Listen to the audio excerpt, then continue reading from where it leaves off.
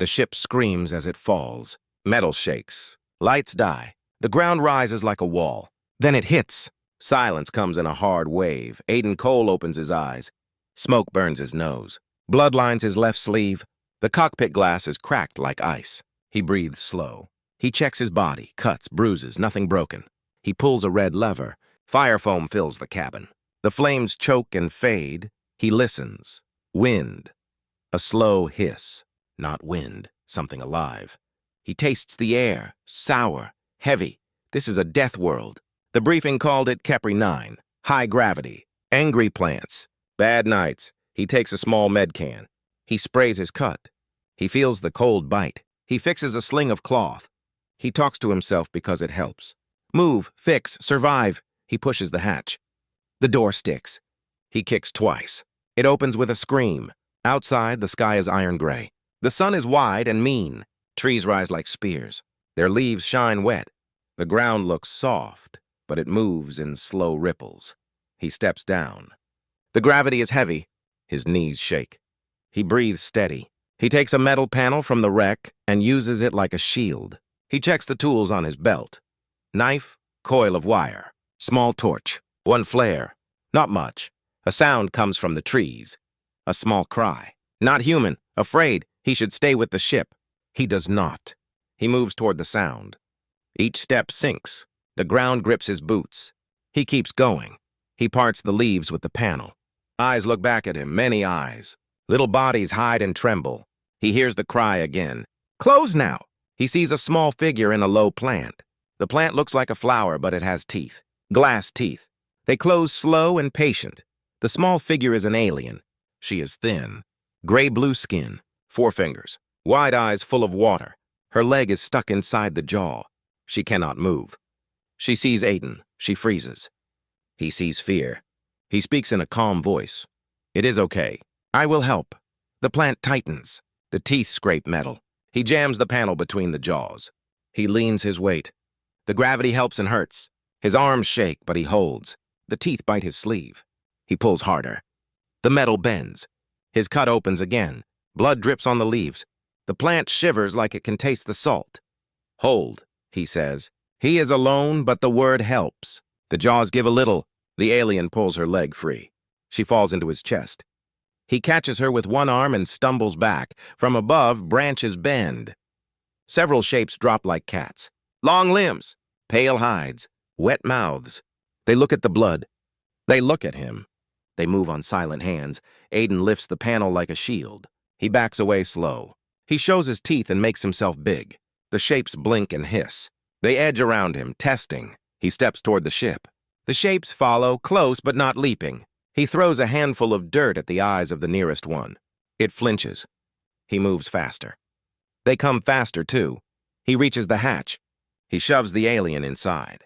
He swings the panel like a door and slams it shut. The shapes hit the metal. The hull rings. He locks the bar. He holds still and listens, scratches, wet breathing. Then nothing. The shapes climb away. Inside it is dim and hot. The alien shivers on the floor. Aiden kneels. He takes the med foam. He shows the bottle first. Slow hands, kind face. He sprays her ankle. The foam hisses and sets. She gasps at the cold. She points to herself. Sarah, she says, voice high and soft. Aiden, he says, you are safe. For now. She looks at his blood. She touches the cut with 2 careful fingers. She speaks in short words, broken standard. Night bad here. Air turns harsh. Plants hunt. We hide, he nods. We will hide smart. He points to the ceiling. I have a beacon. I can fix it. But it needs height. A tower nearby? She trembles and nods. Black spire. Old relay, tall, north. Good. He takes a breath. He plans in simple steps. Clean water. Patch suit. Quiet tools. Walk at dawn. Reach the spire. Send the signal. He makes a spear from a broken spring and a tube. He wraps the handle with wire. He tests the balance. It is ugly, but it works. The sun dips. The light turns green. The leaves whisper. Sarah pulls her blanket close. The air grows thick and sour. He seals the hatch and tapes the vents. He turns off every light. Only the small beacon screen stays on. It blinks a weak amber. Metal scrapes outside. Slow. Careful. Aiden freezes. Sarah looks at him with wide eyes. He thinks of the pale shapes. This is not the same sound. This is not claws. This is a tool. Something moves in the dark. Something that knows metal. The beacon screen flickers. A red dot appears. It is not a star. It is a scan. Aiden grips the spear. He listens as the metal moves again, closer to the hatch. The night begins. The ship is not alone. Dawn comes gray and thin. The ship's skin sweats with night mist. Aiden opens the hatch a hand's width and listens. No claws, no scraping metal. Only distant clicks like stones tapping. He waits 10 long breaths. Still safe, he wakes Sarah with a light touch. Her ankle looks better. She nods, brave but afraid. They eat 2 ration bars and drink small sips. He packs a light bag, water tube, med foam, wire, knife, small torch, 1 flare, and the ugly spring spear. He ties the beacon parts into a tight bundle. The air outside still tastes sour. He gives Sarah a cloth mask with grease and fiber. He wears one too. They step out. The ground is cold like glass. Their boots stick and peel with each step. The sun is large and white. It feels near. The forest is quiet in a listening way. North, Aiden says. Black spire. Sarah points with 2 fingers. Far but tall. They move slow. Gravity pulls at their backs. In the first hour, they cross a field of flat stones. Each stone has thin holes like flutes. Wind passes and the stones sing in low notes. Sarah warns him, whispering, "Do not step on the singing ones." The sound calls feeders. Aiden tests with a stick. A high note rings. The holes in the stones open wider like tiny mouths. He steps around them. A long shadow slides over the field. He looks up. A shape like a manta drifts in the air, wide and black. It has no eyes, only a belly full of cilia that taste the notes. He and Sarah freeze. They do not breathe. The manta glides away, searching for the song. They live. They enter a thin forest where leaves hang like knives. The knives quiver at body heat. Aiden picks up a hot rock from the ship, a small metal piece he warmed over the torch and wrapped in cloth. He tosses it 10 meters. The knives drop all at once on the false heat and stab the ground. He and Sarah pass under like ghosts. The knives twitch behind them, fooled and angry. Sarah walks with a small limp, but keeps pace. She speaks in short facts to keep her fear under a lid. My people call humans pulse bearers. Do you know why? Aiden shakes his head. You do not give up your pulse. You slow it. You hide it. Then you strike. He says nothing, but she is not wrong. On Kepri 9, a loud pulse is a dinner bell. By midday, they reach a long cut in the land, a canyon with clean black walls. The air inside is cool and smells of iron. They climb down careful. Aiden tests a step, then the next. Sound here acts strange. Their steps echo once, then twice, then many times, like a crowd is following. Sarah grips his sleeve. Echo traps, she whispers. Hunters chase copies, then the real. Aiden nods. He takes from his bag a tiny speaker from the ship. He winds wire around it, adds a timer from a broken beacon light. He sets it on a rock and taps the start. The speaker clicks, then claps a slow rhythm. Echoes bloom everywhere, loud and far.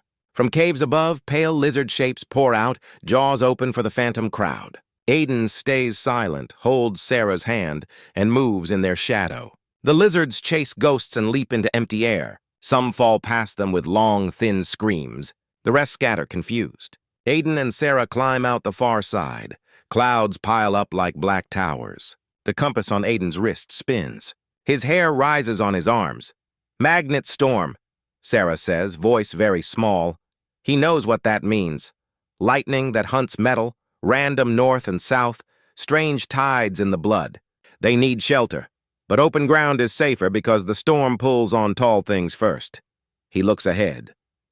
There it is, the black spire, old alien relay tower, all bone-white metal and ribs. It does not look dead. It looks asleep and angry. The top is broken, but still higher than the forest. Wind screams around it in a constant howl. They cross the last ridge. Bones lie in the dust, long, curved, and polished like old tusks. Some are not animal. Some are metal. Scraps of armor. Folded tools. The spire has taken many visitors and given back nothing. Aiden breathes slow, checks the sky math in his head. They have 1 hour before the storm hits. Maybe less. We climb, he says. Half the beacon by sunset. Sarah swallows but nods. I follow. The spire skin is smooth but has seams and handholds.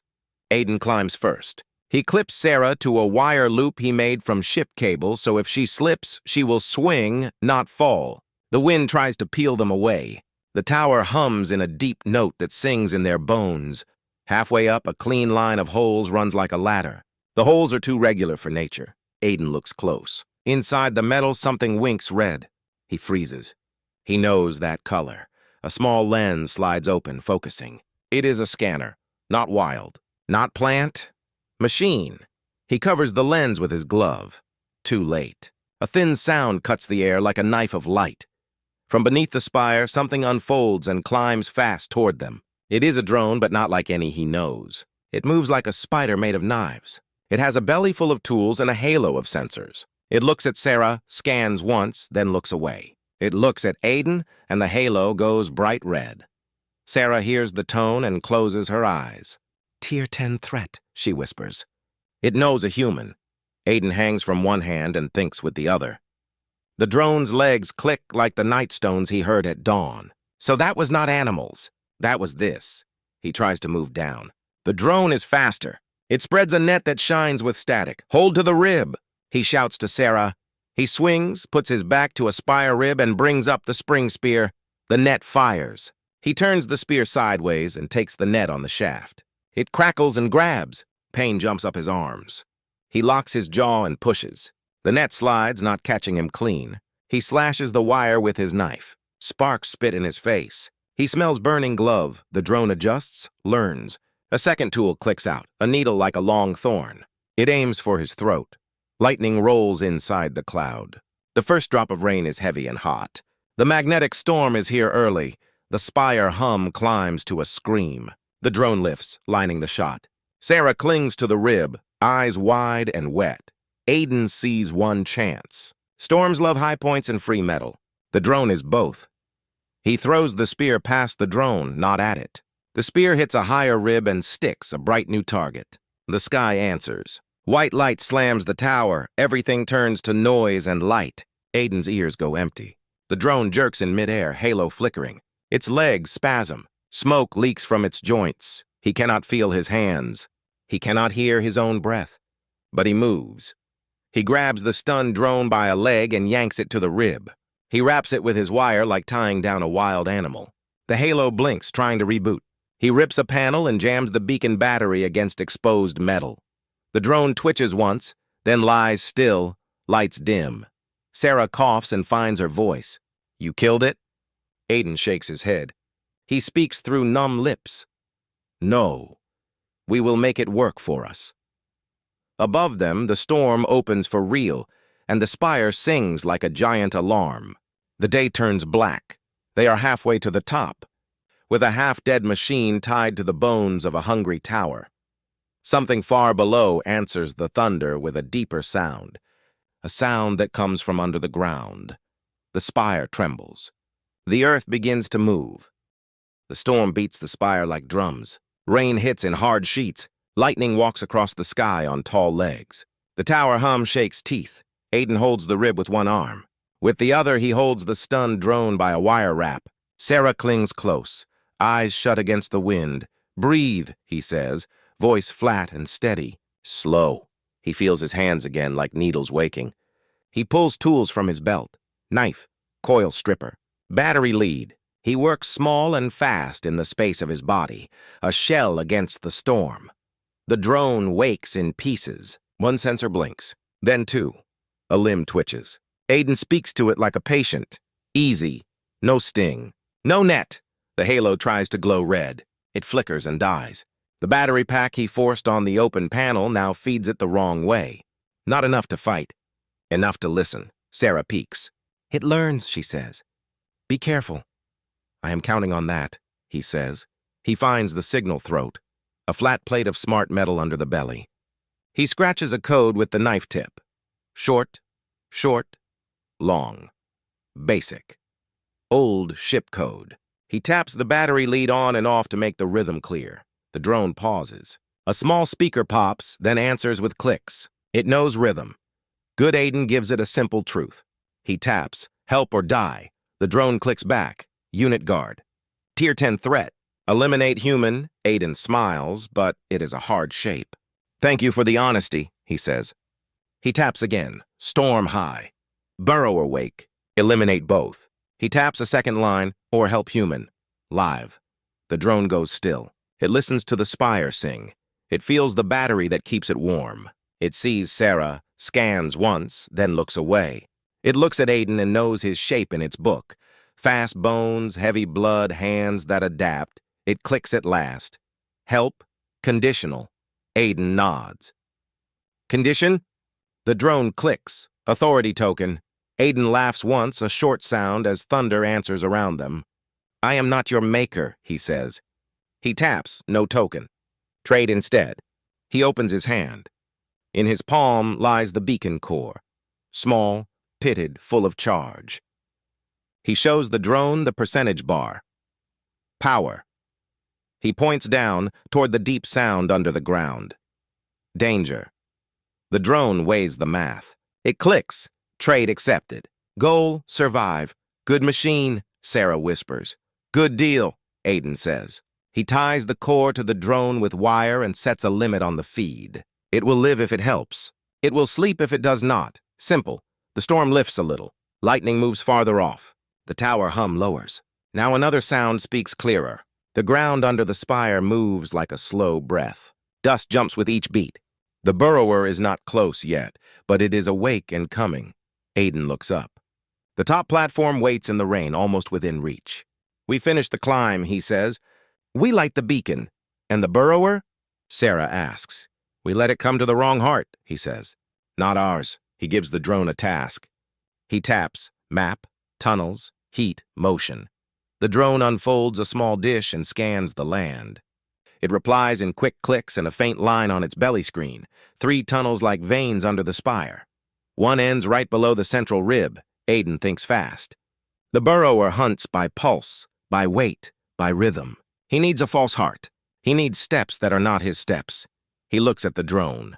Can you make a heartbeat? The drone clicks. Simulate. Amplitude low. Make it strong, Aiden says. Make it proud. Make it stupid. He taps. Human heart. Loud. There. He points to a rib away from their path. The drone tries. It bumps current through a coil. Thumb, thumb, too weak. It tries again. Thumb, thumb. Better. It matches the human 60 per minute beat, then raises it to 120, a sprint, a shout. Sarah covers her own heart with her hand. She slows her breath like a game. Aiden does the same. His pulse falls. 50, 45, cold and controlled. He has done this in training tanks and in bad places. On Kepri 9, it is survival they climb. The drone hangs by its legs and crawls along another rib, dragging its fake heart away from them. Rain makes the metals slick. Wind tries to throw them off like dust. They reach the top platform at last, flat enough for 2 people and a machine. Aiden kneels by the broken dish. He unrolls the beacon parts. Hands work. Mind maps. He bolts a small antenna between 2 ribs, solders a short line, tapes a crack, sets the power to low at first. He tests a ping. The beacon coughs once and sends a shy hello into the clouds. Sarah watches the land. The storm moves east. In the west, the sky glows sick green over a sea of leaves. The ground sound grows. It is a drum under everything now. The drone clicks. Target rising. Big Aiden raises the power. The beacon becomes a voice. It says the ship name. It says 2 survivors. It says coordinates. It says hold for 18 hours. Sarah hears the number and grabs the rail. 18? Aiden nods. Rescue window. We hold. Below, the burrower arrives. The ground swells in a ring. Stones roll. Thin trees topple. A circle of dust floats up like a halo. Then the center drops, and a mouth opens. A wet cave with rings of teeth and a tongue of hard muscle. Blind, old, hungry. The fake heart beats on the far rib. Thumb, thumb, thumb, thumb. The mouth turns to it. The burrower listens with its whole body, then dives. It hits the rib with its front mass and bites a hole through the tower skin. Sparks burst. The spire screams. The drone skitters fast, pulling the beat farther. The burrower follows the lie, tearing metal as it goes. The whole tower shudders. Aiden lowers the beacon power for a second to save juice during the shaking. He ties the dish with more wire. He checks Sarah's mask and straps. "We will need more than a fake heart," he says. "What more?" Sarah asks. "Teeth for us," Aiden says. He takes out the flare gel and the battery lines. He strings wire across 2 ribs and primes a line of heat. He builds a trap web that will flash so bright it will blind a cave. He tests a tiny spark. Hot light jumps, then dies. The drone returns for a breath and clicks, learning. Burrower finds gaps. It shows a small map of stress in the spire bones. The monster is not only strong, it is smart in its own way, feeling where the metal is weak. Aiden nods. "Good. Then we make its lesson wrong." He moves to the far edge and looks down. The first tunnel mouth the drone found is open now, smoking, gnawed wider by the burrower's pass. And there, beyond it, is the glass-toothed field from the first night. Old hungry flowers waiting. He smiles a hard smile. He points for Sarah and the drone. "Here is our road. We teach it to chase us there." The ground booms again. The burrower breaks through a new seam and roars without a voice. The spire bows like a tall tree in wind. Aiden flips the beacon back to high. He faces the storm-churned sky and speaks into the mic, slow and clear. "Rescue, this is Aiden Cole at Black Spire. Beacon active. Hostile megafauna present. Holding for 18 hours. If you can hear me, burn bright." He lets go of the button. He sets the trap lines. He sets the fake heart to move. He sets his real heart to slow. The burrower turns toward the top at last. "Ready?" he says. Sarah swallows. "Ready." The drone clicks once, almost like a nod. The tower groans. The final hunt begins. Night comes fast, like a door closing. Wind climbs the ribs and screams. Far under the tower, the burrower moves in a slow circle, learning the shape of the spire, listening for the loudest life. Aiden checks everything one last time. "Wire lines tight."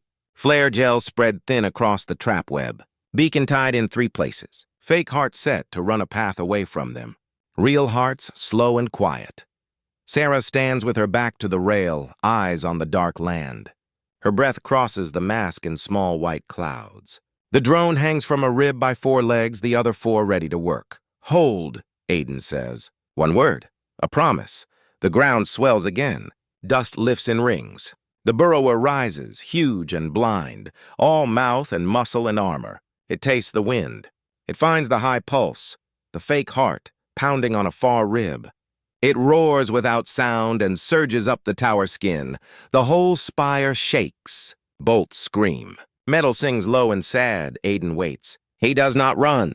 He times the beat in his head. Fake heart left, fake heart right, fake heart down the rib. The monster follows the lie, tearing a path. When it reaches the first wire, Aiden pulls a switch.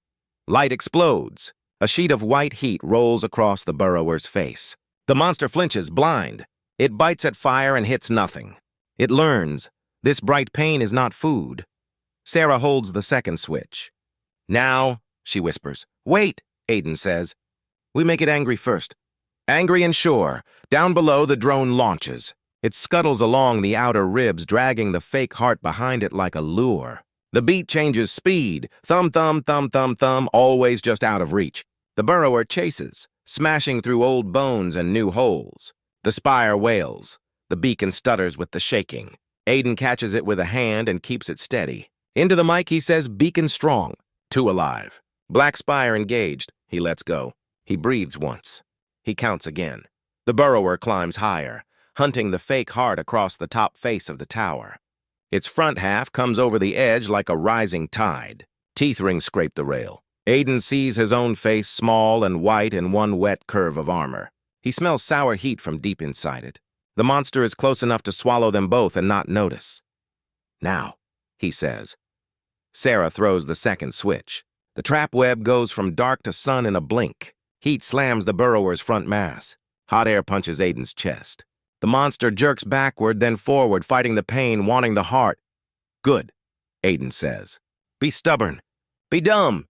The drone drops to a lower rib and drags the beat toward the north side.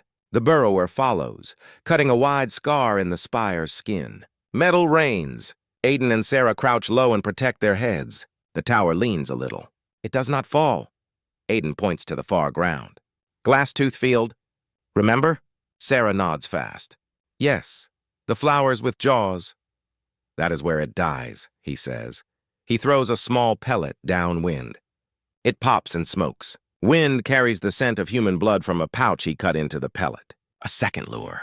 The burrower twists in place, confused for a breath by 2 meals. Then the fake heart pounds louder, racing away along the edge. The scent drifts toward the Glasstooth Field. The burrower chooses heartbeat over smell. It charges down the side of the tower, ripping a slope into the metal skin. The drone runs, legs a blur, pulling the beat in a clean line toward the black patch of flowers. Aiden turns the last switch and kills every light on their platform. He and Sarah lie flat and hold the rail. They slow their pulses until each beat is a far drum. They become quiet shapes in the storm. The monster hits the ground and plows a trench. It chases the drone across a low ridge. The drone hops, slips, recovers. The fake heart booms. Thump, thump, thump, thump. Louder, faster. The burrower surges, mouth open, teeth, rings wide. It reaches the edge of the Glasstooth Field. The drone leaps the last meter. The burrower does not leap. It sinks. The field closes like 100 iron traps. Glass teeth bite the soft undermouth. The monster thrashes. The flowers hold, jaws locking, stems twisting down into deep root anchors. Old prey bones crack. New blood spills like hot rain. Aiden stands. Light it, he says. Sarah fires a flare into the field. The gel Aiden spread at noon in a thin line across the plant's resin ignites in a wide ring. Fire runs over wet mouths. Heat climbs. The burrower screams without a voice, a low quake felt in the ribs. It tries to dive. The flowers hold. The fire eats. The drone lands near the edge, shaky but alive. It drags the fake heart back, then kills the sound. The world goes very quiet except for the big thing dying. Minutes pass in hard breaths. The storm moves away. Rain softens. The spire stops groaning and stands still again, scarred but upright. Aiden turns the beacon to full. The dish hums. The light on the panel goes steady green. He speaks into the mic, voice rough but calm. Rescue, this is Aiden Cole at Black Spire. Threat neutralized. Beacon at full. Smoke signal north of tower. 2 survivors. We are holding. Sarah leans on the rail and looks at the burning field, eyes wet and bright. You made the world fight itself, she says. No, he says. We listened to it. Then we answered. They wait. 10 minutes. 20. The sky slowly clears to a deep, cold blue. Then, at last, the clouds split with a new light that is not lightning. A triangle of fire appears high above, small at first, then larger, then loud. A human dropship breaks the air in a clean white arrow. It shines like hope and danger at the same time. Sarah squeezes Aiden's arm. He feels her shaking and does not know if it is fear or joy. Maybe both. The dropship circles once, scanning the tower and the ground, the dead thing and the 2 small lives at the top. Over the comm, a voice comes through, firm and careful. Black Spire team, we see you. Hold position. We are coming down hot. The ship hovers near the platform. Wind blasts. Ropes drop. 2 rescuers in gray suits descend like fast shadows. They clip Aiden and Sarah to harness lines with practiced hands. One rescuer looks at the cut metal, the burned wire, the traps, the beast in the field. He looks at Aiden's torn gloves and calm eyes. He nods once, a soldier's nod. You held a Deathworld, he says over the helmet speaker. Aiden shakes his head. We learned it, he answers. Sarah smiles through the mask. And it learned us. As the harness lifts them, the drone makes a choice. It unhooks itself from the rib. It crawls along the line and clamps onto Aiden's pack like a quiet pet. A rescuer reaches to knock it away. Aiden raises a hand. It is with us, he says. It helped. The rescuer hesitates, then lets it stay. Your machine. Your call. They rise into the belly of the dropship. The ramp closes. The tower falls away. The burned field shrinks to a dark coin. The spire stands like an old spear in the stormlight. Inside the ship, warm air smells like oil and coffee. Hands guide them to seats. Med foam hisses on skin. The world turns soft at the edges. Before the door closes on Kepri 9, Aiden looks out one last time. The planet is still a death world. It will stay that way. But tonight it did not win. He rests his head back. Sarah leans on his shoulder. The drone settles at his feet and clicks once, as if to say it has learned something important and cannot forget it. In the quiet of the cabin, the comms officer speaks to the pilot. "Log it," she says. "2 survivors, 1 drone, 1 death world held." The pilot whistles low. "Humans," he says. "Always making stories." Aiden's eyes close. The ship climbs. The beacon below keeps blinking into the night until the power runs out. A little green star that says one simple thing: "We were here."